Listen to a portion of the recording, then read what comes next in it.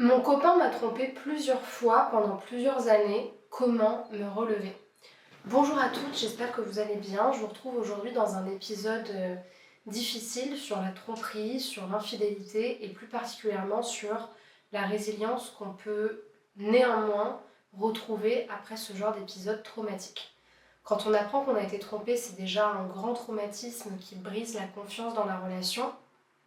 Mais quand on apprend qu'on a été trompé plusieurs fois, pendant plusieurs années, par la personne qu'on pensait être la personne la plus proche de nous, la plus aimante, la plus respectueuse, la personne en qui on faisait le plus confiance. C'est normal que ça crée un gros choc émotionnel qui peut avoir plein de conséquences sur notre santé mentale, notre santé physique, une prise de poids, une perte de poids, une dérégulation des émotions et plein d'autres conséquences liées à ce choc-là. Et pour pouvoir s'en relever, il faut justement déjà se donner le temps, passer par les bonnes étapes et avoir une bonne bienveillance vis-à-vis de soi-même.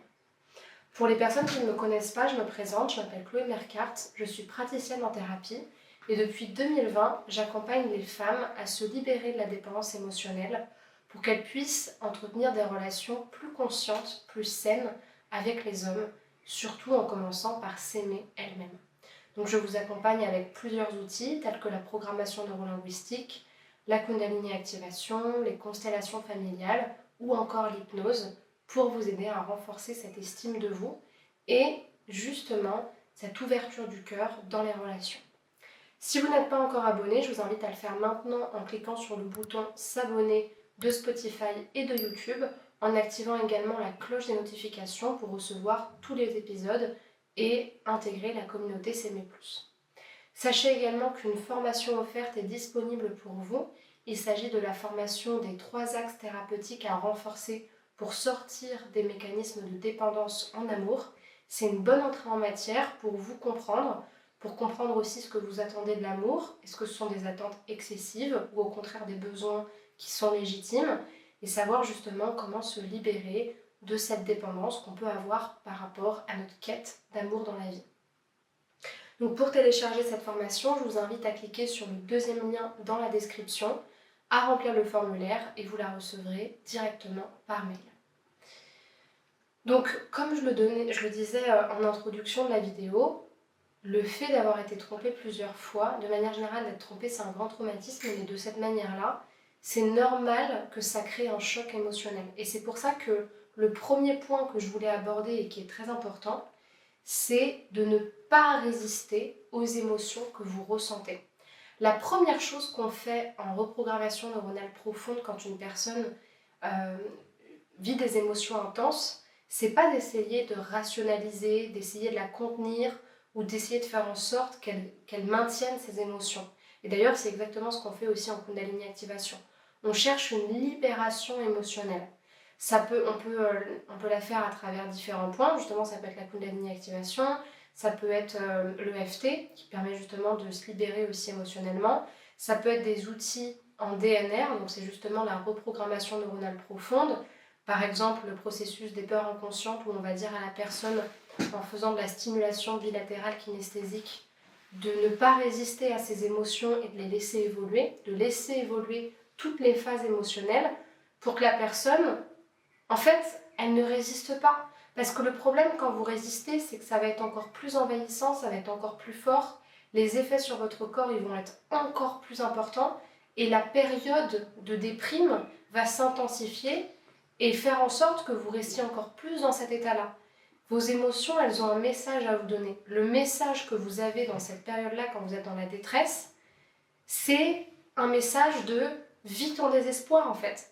Vis ton désespoir, vis la séparation, la trahison que tu ressens et qui est légitime, et c'est déjà encore plus, quelque part, vous condamner que de vous sentir mal à l'idée de juste vous libérer émotionnellement. C'est normal en fait de passer par là. Ressentez ces émotions-là, pleurez plusieurs fois, parlez-en à des amis, demandez du soutien. Si vous n'allez plus à la salle de sport parce que justement vous êtes trop mal, et ben vous n'y allez plus. S'il se trouve que vous avez besoin de passer par une période où vous allez mal, où vous mangez d'une manière qui est peut-être pas forcément très équilibrée, forcément c'est pas bien pour votre corps, mais en fait vous en avez besoin. Donc pire chose que vous puissiez faire, c'est de vous convenir et d'essayer d'aller bien, d'essayer de rester forte. Accueillez ces ressentis-là, écrivez par exemple une lettre, ou même vous pouvez enregistrer un vocal où vous dites sans retenue tout ce que vous ressentez à propos de la situation et des ressentis que vous avez. Un autre exercice qui est intéressant aussi, qu'on utilise plutôt pareil en DNR, quelque chose qu'on peut faire à distance ou en présentiel, c'est le nettoyage énergétique. Le nettoyage énergétique, c'est le fait donc de fermer les yeux, de se connecter à tous ces ressentis négatifs, comme si on les imaginait à l'intérieur de soi, comme des sortes de petits déchets ou de points noirs, de prendre une inspiration en imaginant qu'on inspire toutes ces mémoires négatives, et ensuite avec son souffle de les expirer sur son ex en imaginant qu'il est à gauche et qu'on lui renvoie toutes ces choses horribles, toutes ces conséquences qu'on porte à cause de sa trahison. Et de faire ça autant de fois que nécessaire. On inspire justement toute cette noirceur, toutes ces émotions qui nous font nous sentir mal, et on va les expirer à l'extérieur de nous autant de fois que nécessaire, jusqu'à ce que la personne se sente plus libérée, moins dans la souffrance émotionnelle. Voilà, et vous faites ça autant de fois que nécessaire. Je ne suis pas en train de dire que c'est en soufflant que vous allez faire votre deuil, mais en fait ça va vous permettre de libérer la charge émotionnelle, et ne serait-ce que symboliquement, le fait de se rappeler la souffrance qu'on a vécue et de le renvoyer à la personne à qui ça appartient, symboliquement ça fait quand même quelque chose et ça permet déjà d'avancer. Ensuite, la deuxième étape et le piège dans lequel il ne faut pas tomber, c'est le piège de la culpabilité. Si vous commencez à vous dire « est-ce que c'est de ma faute ? Est-ce que je suis assez bien ? Est-ce que j'ai fait quelque chose de mal ? » Ou encore « est-ce que je suis vraiment une bonne personne ? Est-ce que je suis vraiment une femme qu'on peut aimer, qu'on peut respecter ?» Vous tombez dans un piège. La tromperie, l'infidélité, les comportements pervers, trompeurs de quelqu'un disent beaucoup plus de la personne qui trompe que de vous-même. Ce qui dit quelque chose de vous, c'est l'estime de vous que vous allez en tirer, c'est votre manière de vous reconstruire, et c'est le fait de rester aussi dans cette relation-là quand vous voyez que la personne vous trompe et ne vous respecte pas. Ça parle de vous. Mais le fait que la personne vous dise quelque chose et ne soit pas fiable, s'engage dans une relation pour finalement faire autre chose derrière, peut-être parce qu'elle n'est pas alignée, ou peut-être parce que fondamentalement elle n'est pas équilibrée, parce qu'il y a des personnes comme ça qui trompent, on ne sait pas trop pourquoi, qui ne s'expliquent pas, qui recommencent sans se remettre en question, sans même donner d'explication, ce n'est pas normal. Donc ne vous posez même pas la question de est-ce que je suis bien. Dès que votre cerveau il commence à vous faire croire que c'est peut-être vous le problème, vous arrêtez et vous remettez l'église au centre du village.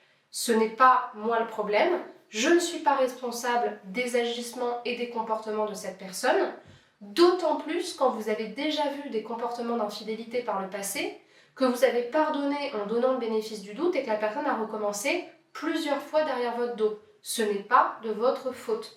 Ce qui vous appartient, c'est les choix que vous avez pris. Ce qui vous appartient, c'est ce qui vous a mené dans la relation. Mais le fait qu'il vous trompe, le fait qu'il vous manque de respect et le fait qu'il ne voie pas la valeur de ce que vous avez, ça ne dit rien de vous. Au contraire, ça peut être vu comme une stratégie de sabotage relationnel que, en fait, quelque part, de chercher à détruire la confiance qu'une personne a en nous. Cette personne devrait aller en thérapie. Mais à partir du moment où vous commencez à vous remettre en question dans votre valeur parce que lui vous a trompé, vous tombez dans le piège de la culpabilité et la reconstruction va être plus lente. Donc, moi, ce que j'ai envie de vous dire en termes d'axe de travail, c'est si vous commencez à vous remettre en question de cette manière-là et à douter de votre valeur, est-ce que justement il n'y aurait pas un travail à faire sur l'estime de soi ? Parce que pour en arriver à se dire que finalement c'est nous la fautive de ce qui nous arrive, c'est peut-être que ça montre qu'il y a un besoin de renforcer l'estime de soi. Mais c'est important de bien comprendre que la tromperie, c'est davantage lié à la personne qui trompe plutôt qu'à vous-même.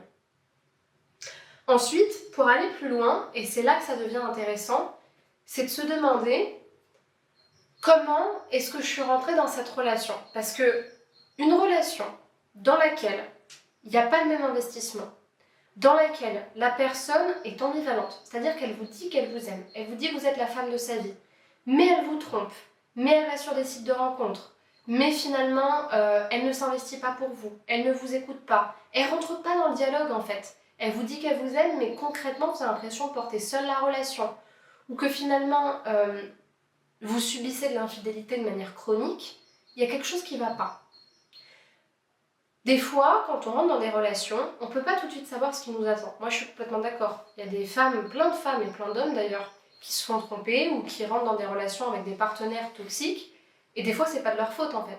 Par contre, quand ça dure depuis des années et que vous aviez déjà vu des comportements d'infidélité plusieurs fois, là, on peut être à même à se demander, pas est-ce que c'est vous la fautive, ça sert à rien de tomber encore une fois dans de la généralisation, mais plutôt se demander, tiens, qu'est-ce qui a fait que j'ai laissé passer autant de temps? Qu'est-ce qui a fait que quand j'ai vu que quelque chose n'allait pas, j'y suis retournée? Parce que c'est pareil, il y a la tromperie, la séparation qu'on met dans la relation après la tromperie et le fait d'y retourner. C'est quoi le contexte qui a fait que j'y suis retournée? Pourquoi j'y suis retournée? C'était quoi mes motivations? Il y a deux types de motivations. Il y a la motivation aller vers et la motivation s'éloigner d'eux. Les personnes, par exemple, qui sont en dépendance affective, elles vont plutôt avoir une motivation s'éloigner de la solitude.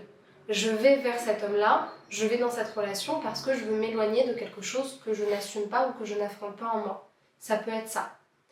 Ce qui peut expliquer aussi que vous êtes dans cette situation, c'est par exemple l'idéalisation du partenaire. Quand vous vous êtes fait une certaine image de la personne avec une illusion ou un espoir que la personne change en vous disant que finalement cette personne-là, elle est forcément idéale, c'est forcément la personne que vous voulez. Là, il peut y avoir justement de la désillusion. Et ça peut être intéressant de se demander qu'est-ce que j'ai construit de moi-même et qui ne m'a pas été utile dans la prise de décision. Ce qu'il faut prendre en compte aussi, qui est important, c'est que dans les relations toxiques, la personne qui est dans la relation toxique, elle n'est pas folle en fait. Il y a souvent un mécanisme j'ai envie de dire, de construction du fantasme collectif. C'est-à-dire que la personne toxique va vous faire croire qu'elle l'est d'une certaine manière, elle va dessiner son identité dans vos yeux, et puis quand elle va avoir des comportements ambivalents ou qui ne correspondent pas à cette vision-là, vous dire que c'est pas elle, que c'est pas de sa faute, qu'elle sait pas, qu'elle refera pas. Et donc du coup, elle va venir nourrir constamment par une surcharge émotionnelle ou de comportement, de valorisation et de séduction.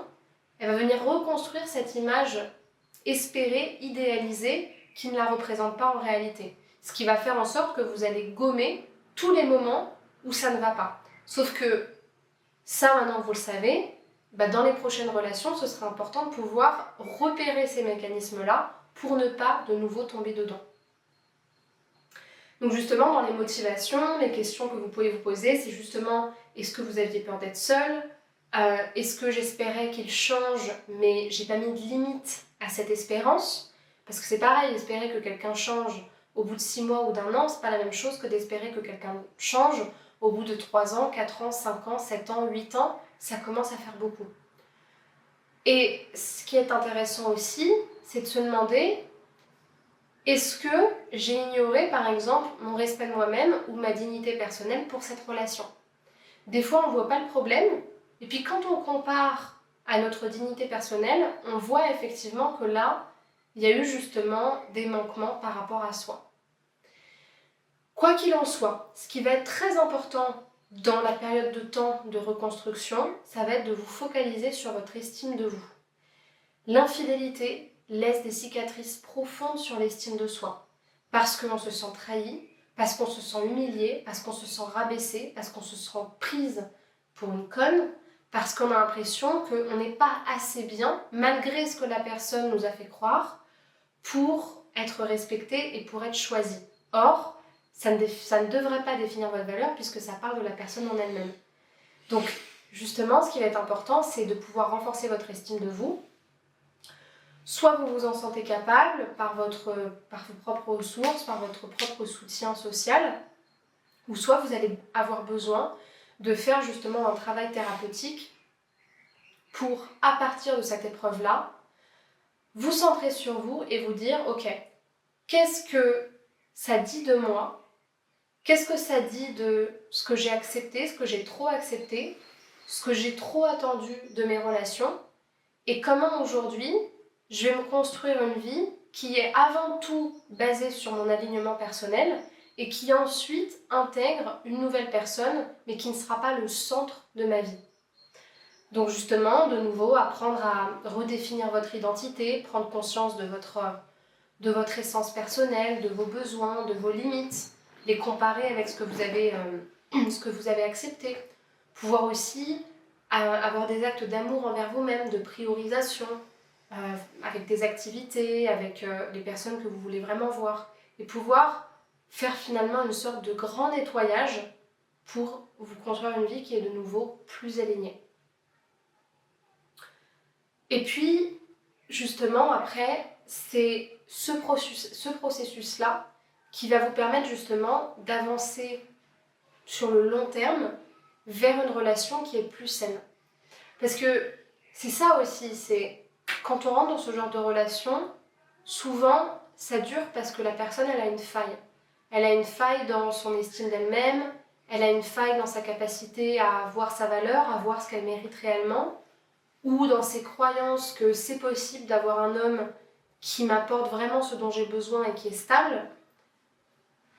Et du coup, le fait vraiment de vous recentrer sur vous et de prendre le temps de vous guérir, ça va vous permettre d'avoir plus de conscience et plus de sagesse quand vous allez vouloir vous remettre avec quelqu'un.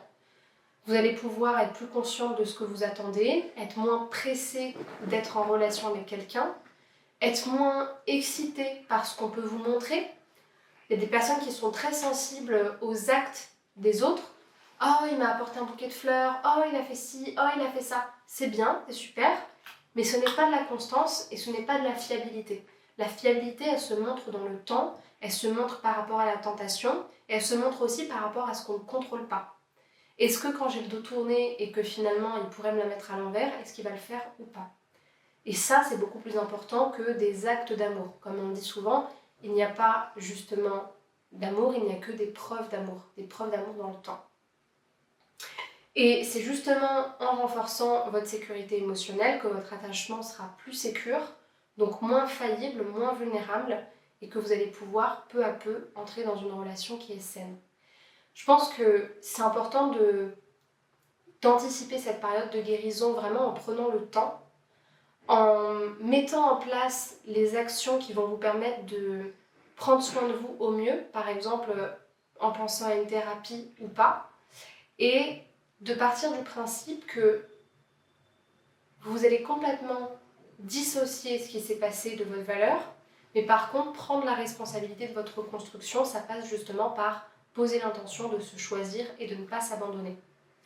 Voilà ce que je voulais vous dire dans l'épisode d'aujourd'hui, j'espère qu'il vous a plu. Si c'est le cas, je vous invite à liker la vidéo, à évaluer le podcast de 5 étoiles pour qu'il soit plus référencé. Et c'est encore mieux si vous laissez des commentaires, si vous avez des questions, je serai ravie de vous répondre. Si vous avez envie justement de vous relever, de vous choisir et de faire de cette rupture et de cette infidélité votre tremplin personnel, la porte d'entrée à votre réalignement, à votre recentrage, eh bien je vous invite dans ces cas-là à réserver votre appel avec moi qui dure une trentaine de minutes, dans lequel on va discuter ensemble de vos besoins de changement, de votre situation. Je vous expliquerai comment est-ce que je travaille et si on peut travailler ensemble, on pourra programmer une première séance pour commencer ce travail thérapeutique. Pour terminer, donc le lien pour réserver cet appel, il est dans la description, donc c'est le premier lien en description. Et pour terminer, si vous êtes plutôt intéressé par mes programmes de formation en ligne, je vous laisse regarder dans la description, il y en a 2. Donc il y a justement le programme pour se libérer de la dépendance affective et renforcer l'estime de soi. Et il y en a un autre qui est plutôt centré sur les clés de l'intelligence amoureuse, la communication dans la relation et toutes les étapes importantes pour faire épanouir une relation dans le temps. Donc tout ça est en description. Je vous remercie pour votre attention, je vous dis à très bientôt et en attendant, je vous invite à me rejoindre sur mes réseaux sociaux, notamment Facebook, Instagram, Spotify, YouTube ou encore TikTok. Tout ça est en description. Merci pour votre attention et à bientôt. Au revoir.